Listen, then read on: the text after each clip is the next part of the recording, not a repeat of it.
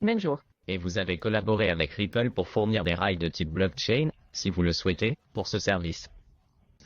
Quelles en sont les limites? Car l'un des inconvénients de la blockchain telle qu'elle se développe actuellement, c'est sa capacité limitée, n'est-ce pas? Alors, à quel point est-ce un inconvénient pour vous?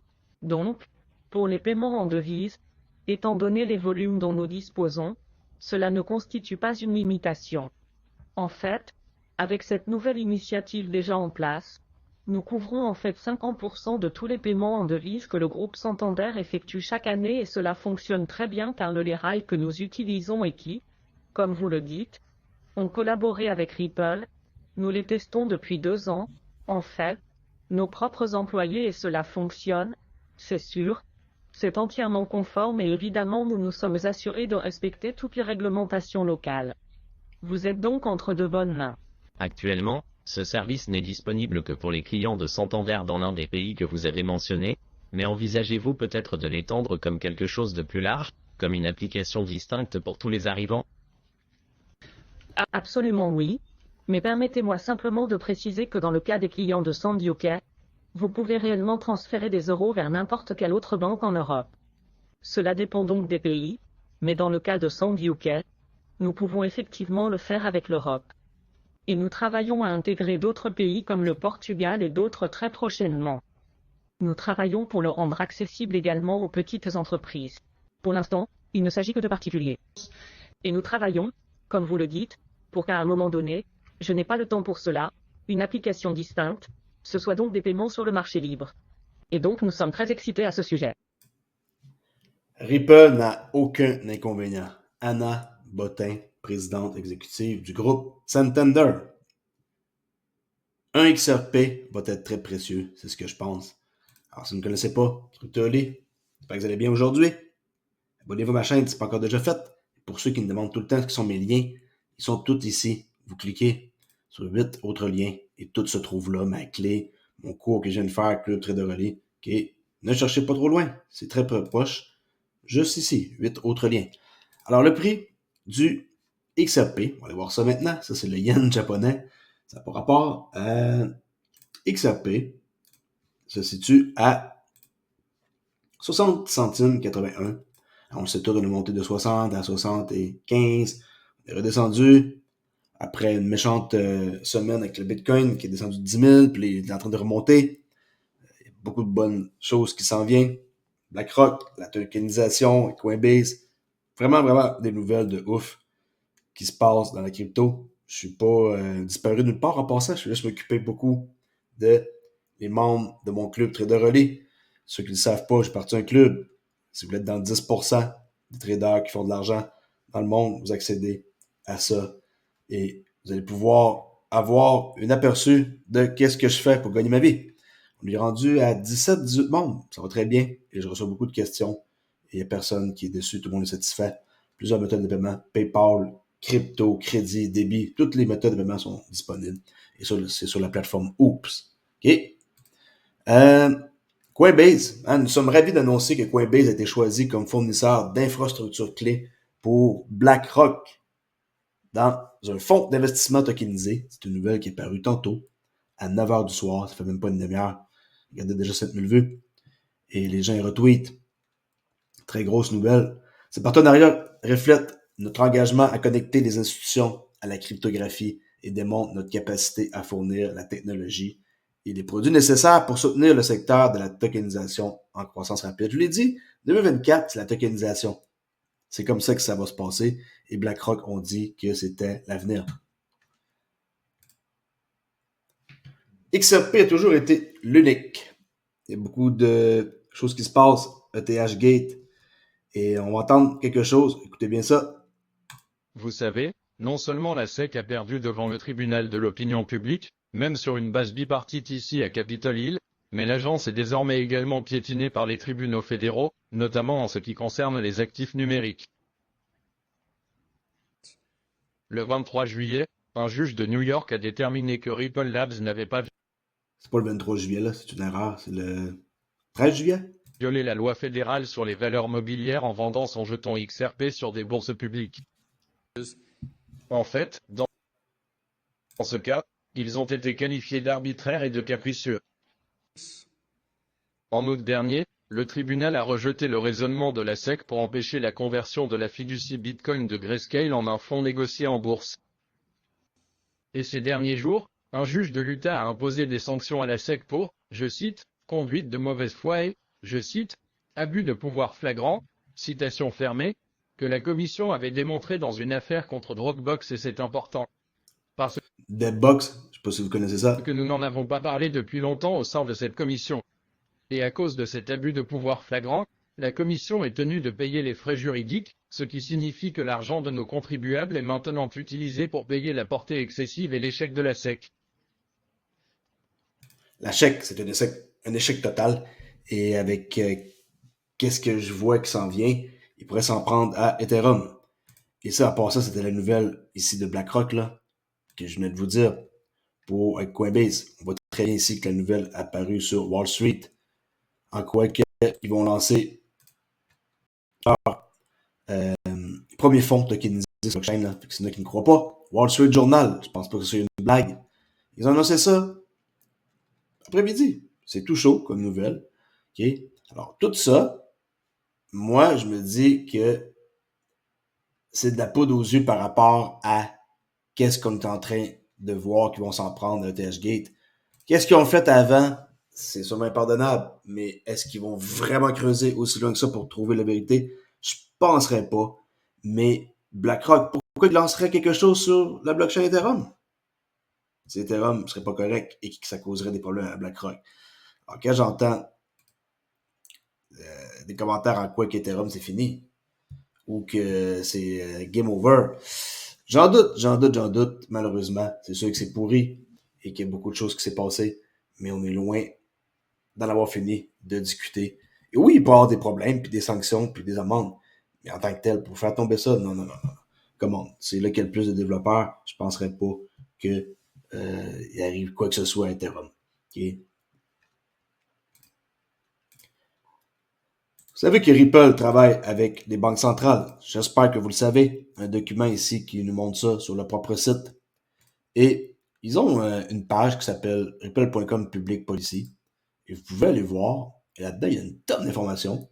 Parce que Ripple travaille avec les institutions financières, les régulateurs et les banques centrales du monde entier pour développer des cadres réglementaires pour la crypto et la blockchain. Pour en apprendre plus sur les politiques, vous pouvez aller voir la réglementation cryptographique, les monnaies numériques, les banques centrales, la lutte contre le blanchiment, le changement climatique, l'inclusion financière. Mais qu'est-ce que je vais vous montrer? C'est ici, fiche d'information et autres documents, introduction à Ripple, introduction à la cryptographie, qui est les mythes concernant la crypto. Mais en bas,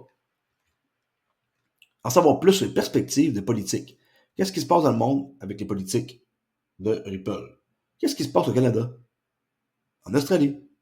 Au Royaume-Uni? Si on clique sur Canada, responsable, c'est une réponse au document de consultation du ministère des Finances du Canada. Vous pouvez aller voir ça, cliquer et en savoir plus. Les gens ne cliquent pas, ils se demandent pourquoi après ça que ils n'ont pas les réponses à leurs questions. Tout est marqué 2015 un document, même si c'est vieux. C'est pas grave. Ça fait longtemps que ça travaille pour mettre un nouveau système. Le nouveau système, ça se met pas comme ça du jour au lendemain. Et c'est pour ça que j'amène cette nouvelle-là pour les politiques. Il y avait un sommet politique en Australie et il y avait 150 participants. Puis, Blockchain APAC, ici, ils ont un remerciement de Ripple. Puis, qu'est-ce que ça veut dire, ça? C'est tout ce qui est stratégie et adoption pour plus tard. Innovation, des actifs numériques pour le marché australien. Tu peux voir des photos. Et encore une fois, les gens vont penser que Ripple est une compagnie qui scam. Moi, à un moment donné, je décroche de ce genre de commentaires-là. Et c'est pour ça que, à un moment donné, j'ai décidé de mettre fin aux commentaires et de supprimer ce qui est négatif pour avoir sur ma chaîne des gens qui sont dans la bonne pensée positive, qu'on pense de bonne façon, la richesse vient vers nous. Okay? Aussi simple que ça, arrêtez de me dire que c'est pas possible de devenir riche. C'est possible, changez la façon dont vous pensez. Ouais, mais mes parents sont pas riches. Ouais, mais j'ai pas beaucoup d'études. Ouais, mais non. Si vous pensez comme ça, vous allez toujours rester pauvre. Il y a des gens qui sont nés, ma parole, puis ont commencé à jouer au foot sans souliers, puis sont maintenant professionnels. Là. Ça vous donne une idée que si vous voulez quelque chose dans la vie, vous pouvez l'avoir. Okay. Global Regulatory Outlook for Crypto and Digital Asset, Greg Metcalf, co-chair de Global Digital Finance. Okay. Fiona Murray, vice-présidente managing chez Ripple. Pensez que ça, c'est une farce, ça se déplace là-bas pour le fun, en Australie. Regulatory Digital Asset Australie, là, c'est le panel qui va là-bas. OK. Australia Policy Summit. Tu sais, croyez-le ou non, mais non, la compagnie, c'est du sérieux et ils vont changer le monde. Et un XRP va être très précieux. Apex, ma parole, on dirait que j'en parle encore, que ça fait déjà une année que j'en ai parlé. 11 au 13 juin, il va y avoir Apex à Amsterdam, organisé par qui? Ripple. Okay. Et c'est quoi? C'est un sommet mondial pour tout ce qui est des développeurs, les innovateurs, les entreprises et aussi les utilisateurs. Puis le monde, comme nous aussi, qu'on est utilisateurs, investisseurs, pour regarder qu'est-ce qui va se passer sur l'XRP Ledger. Puis, je peux vous dire que je suis très, très, très enthousiaste. Et dans 2 jours, les AMM, ça va être la date du 22 pour le lancement. On va aller voir s'il n'y a pas quelque chose qui s'est passé puis que je suis pas au courant. Mais j'ai pas vu rien qui fait en sorte que ça serait retardé. Regardez, 34, yes, non.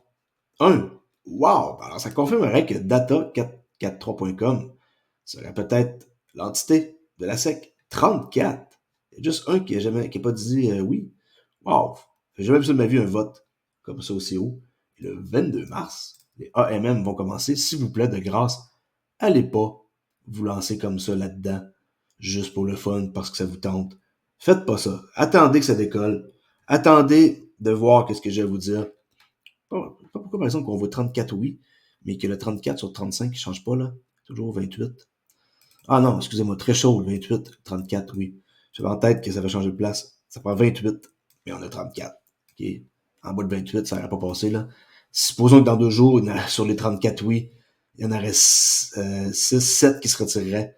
Ça retomberait ici en non, parce que ça serait en bas du threshold. Et ça va devenir genre en vert avec Enable, comme qu'on peut voir d'autres comme ça, qui c'est marqué oui pour Enable. Et j'attends avec impatience le Exchange Bridge, qui est encore loin du consensus, 37 seulement. En 28, on est à 13.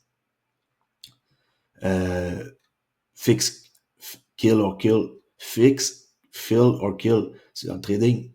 74, on avance. 26 sur 28. Et les autres, plus ou moins intéressés, là. Fix, NFT, Token Reserve. Mais on peut voir que beaucoup de choses qui s'en viennent. XRPFI, c'était voté à 95%. Et l'État, dans 4 jours, ça va être activé. Et ça, c'est très attendu. 1 jour, 19h39 minutes. OK. Alors ça, c'est le site de Apex 2024, qui ont toujours eu des beaux sites par rapport à ce que j'ai montré ici.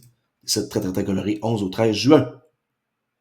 Host par nul autre que Ripple. 700 plus personnes attendues. 70 speakers, 40 sessions dans 82 jours. Présenté par Xaman, actuellement Xom, contributeur Amazon Web Services, Axiology, Blockchain, Founder, Fond, Casino Coin, qui est toujours en vie, mais qu'on n'entend pas parler de grand-chose qui se passe. Leur token va nulle part. Crossmark, comme le concurrent de MetaMask, mais construit sur le XRP Ledger. Je crois qu'on peut faire confiance à 100%. EasyA, allez faire un tour. L'application, je vous l'ai dit, d'essayer ça. Et vous allez être surpris de voir comment c'est facile de lancer, dans le fond, un compte intelligent et de recréer un échange décentralisé comme Uniswap, puis de pouvoir faire ça en quelques clics en changeant juste quelques lignes de code. OK? Flowdesk, du monde qui sont là, Novati, Orchestra, SBI Holdings sont là, XRP Café, ça c'est une autre personne que j'apprécie. Et ça, c'est l'an passé. Alright, et je vous laisse là-dessus avec XRP qui est désormais utilisé dans les processus de HELOC, Home Equity Line of Credit, démontrant une application concrète de la blockchain dans la banque traditionnelle. CBDC, le pont XRP à CBDC. Et on peut voir ici, sur le graphique, que Ripple est bel et bien là pour le futur. Et le document est le suivant. HKMA, gouvernement, qui est Hong Kong Monetary Authority. Allez fouiller là-dedans. Si vous voulez plus d'informations, je vais vous mettre le lien. Tout se trouve quand on cherche. N'oubliez pas qu'on protège notre crypto à tout prix. Si on veut garder qu'est-ce qu'on pense qu'il va coûter cher, on met ça sur une clé d'eSIM, empreinte biométrique avec le pouce. Ça ressemble à ça, comme ça on paye, on confirme la transaction. Soit avec ça ou juste notre téléphone web ou une carte. Quand vous achetez ça, vous avez ça, puis l'application web. 129, c'est économiser un peu d'argent. Et vous recevez ça. Ça prend pas beaucoup de temps. Il y a des frais de shipping naturellement et des dédouanements que j'ai pas le contrôle. Merci beaucoup d'avoir écouté. Et n'oubliez pas d'aller faire un tour sur le Club Trader Oli si vous voulez plus d'informations et faire partie de la gang qui est ici le forum Club Trader Oli qui est privé. Ça, c'est des membres qui sont là en ligne et il y a d'autres personnes. On est de 17-18 membres. Et vraiment, les questions sont super intéressantes et le monde avance.